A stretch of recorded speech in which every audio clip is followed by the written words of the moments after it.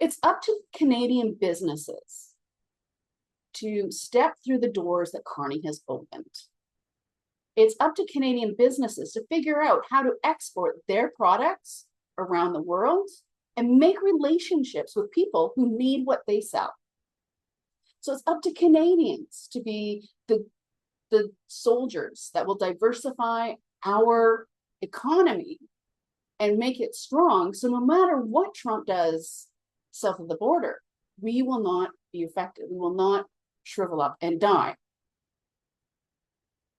If we want to continue on the way that we're going, there's a lot of risks in having only one main customer. I was in the investment industry for 10 years. And one of the first things we learned in the investment industry is you don't put all your eggs in one basket. You diversify because it cuts down on risk. It ensures that your portfolio has resiliency throughout time and it will grow over time. Because if one stock's down, that's okay. 3 are up. And it's the same thing with your business. If all you have is one customer and that customer all of a sudden doesn't have as much money to buy from you or decides to go buy from someone else, your business will then shrink, close up, and die. So what can you do though? What can you do as either a business owner or somebody that works at a business that is really dependent on the States? Well, there's options, and I'm going to tell you what they are. So grab a pen. Even if you're an employee, grab a pen because you can take this to your boss and look like the star that you are. So on the federal level, we have something called the Global Affairs Canada. Now, Global Affairs Canada, they run something called the Trade Commissioner Service, which helps businesses, Canadian businesses, find foreign partners, understand the regulations, and get market intelligence. So it's really important that you understand how all of that works before you even decide which countries to export into. Then there's the Export Development of Canada. Export Development Canada provides financing, insurance, and risk management solutions to Canadian exporters because you want to make sure that if you are exporting to another country, you're reducing your risk as much as possible. And they also will connect businesses with international buyers through matchmaking events. Isn't that great? Now, if you have a banker at the Business Development Bank of Canada, get on the phone. They focus on financing and advisory services for SMEs, including preparing for international growth. Then there's the Canadian Commercial Corporation. Now, this is a government-to-government contracting agency that helps Canadian companies sell to foreign governments. There's also provincial and regional trade organizations. So the ones from before, those are national. No matter where you are in the province or in Canada, no matter what province you're in, you can contact them. But the provincial and regional trade organizations, they focus specifically on helping people in their area. So whether it's the Alberta International Offices or the Ontario International Trade Branch, or even the Saskatchewan Trade and Export Partnership, these organizations will help you develop your plan to export into foreign markets. Now, there are industry associations and networks that will help you as well. So if you are in an industry that has an association, check with your association, see what ways they can help you develop relationships around the world to sell your products into. The Canadian Chamber of Commerce, they run an international affairs and trade policy program. This is the Canadian Chamber of Commerce. Don't go to your municipal one. This is a bigger organization. And they have offices around the world. Canadian Chamber of Commerce in Australia, in France, in the UK, all over the world. Then there's the Canadian Manufacturers and Exports Association. Now they provide an export readiness program and international trade support. So if you want to learn more, check out the Canadian Manufacturers and Exporters Association,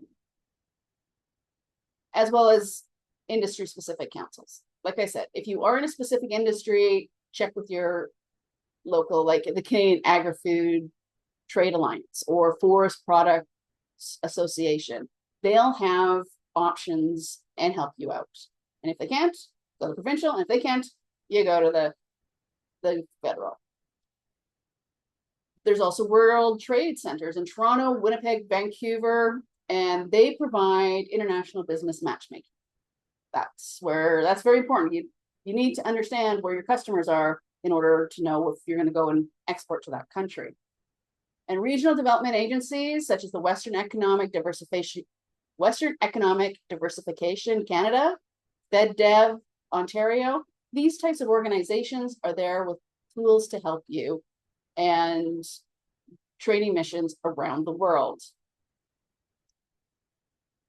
So let's break this down, okay? So that you can really fully understand the steps that it's going to take for you to go from not trading internationally, maybe you just trade with the States right now, to actually how to go and trade beyond, okay?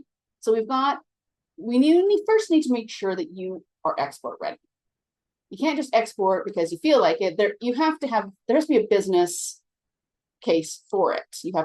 So you want to make sure that you have the right product that you can scale up and meet the needs of the customers around the world. The BDC has an export readiness tool. So go to the BC Business Development Bank of Canada's website, and they have tools that will help you find out if you are ready to export. And then you can also book a free consultation with your local trade commissioner service. That is with remember, the Global Affairs Canada. So Global Affairs Canada runs these trade commissioner services, which provide you with the information that you need to research with your readiness as well as the markets to go into.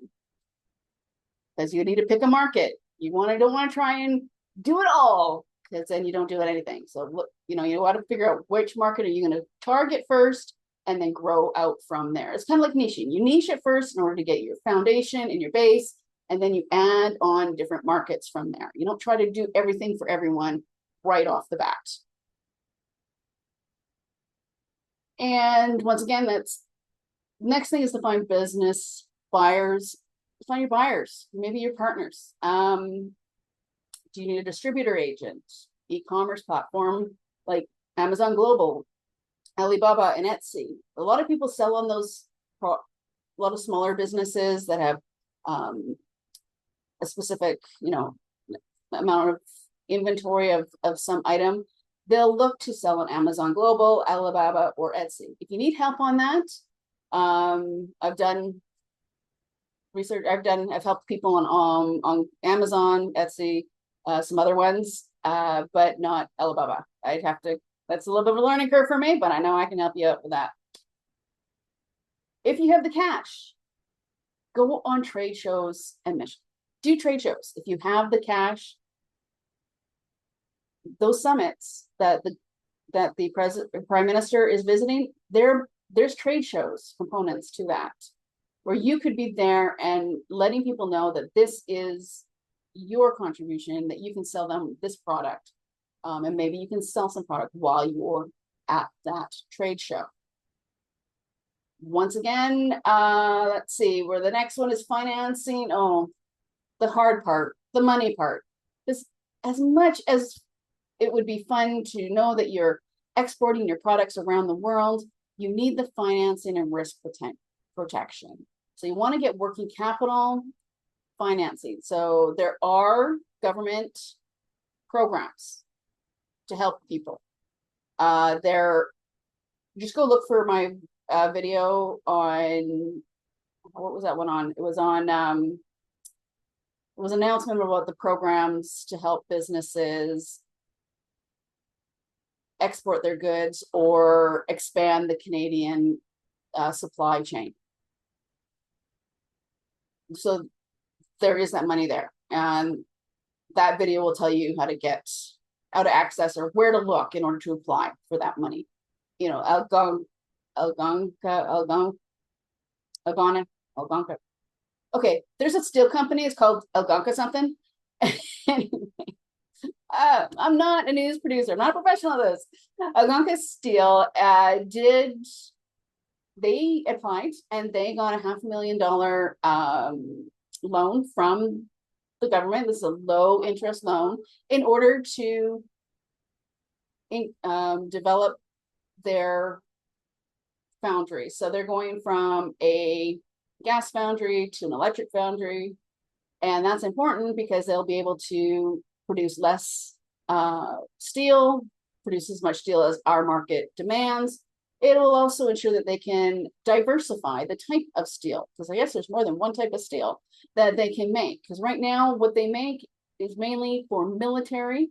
And if they electrify, then they can make different types of steel for different industries. And this is one of the last Canadian-owned companies. So very important that support was there for them. And that support is there for you as well if you want to export outside of the US.